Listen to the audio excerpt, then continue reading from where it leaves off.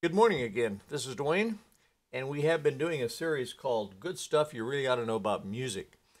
And we've been talking about how to stack thirds and form chords out of thirds. And we defined a third as the third note of any scale. But we said there's two kinds of thirds. There's a major third made out of two whole steps, but then there's also a minor third made out of a step and a half, okay?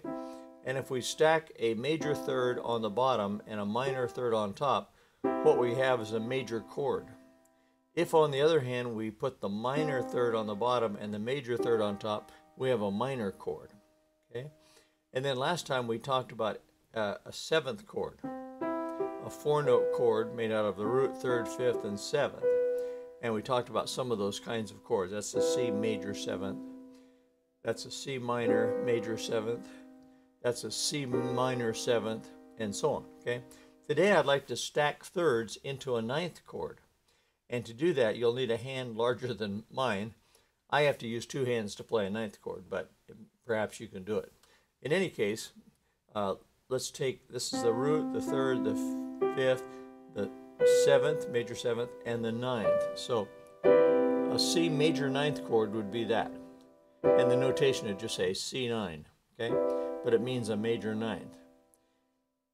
If they want a minor ninth, C minor ninth, you start with a minor chord, and then you'd have that ninth there, but that implies the use of the dominant seventh, not the major seventh. Okay? So that's a C minor ninth. Okay. Now let's take a look at some other possibilities. If you had a C minor chord with a ninth, but a major seventh, what would that be called? That would be C minor major seventh.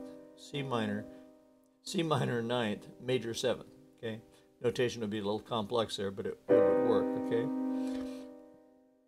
Sometimes you see a notation for a flat ninth, and a flat ninth, of course, is there, but that also implies the dominant seventh. Oops, I'm sorry. A C major chord with a flat ninth. Okay, it's a dominant seventh. Sounds like that.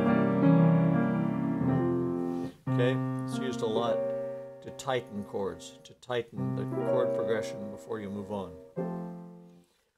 All right, so how do you form ninth chords? You form them with a stack of thirds.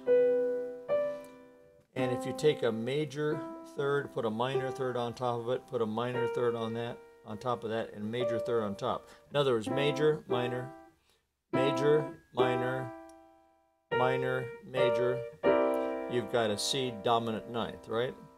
If, on the other hand, you take major, minor, major, minor, then you have a C major ninth. If you have a minor chord, you have a minor third, major third, minor third, major third. So that's a well-balanced chord. And that's, like I was saying yesterday when I talked about seventh chords, minor seventh chords, they're very well balanced, aren't they? And there's a ninth chord that's well balanced because you have that grouping of minor intervals, major intervals, minor intervals, major intervals. So it's well balanced. Whereas something like that is not well balanced, isn't it? Because it's minor, major, minor, minor. So you have a more dissonant sound. But they're all usable chords. So that's how you form ninth chords out of thirds. So we'll continue on tomorrow with another little short lesson, video lesson. And if you enjoy this kind of thing, come on over to playpiano.com and sign up for our series. You're going to learn a lot. So until I see you there, bye-bye for now.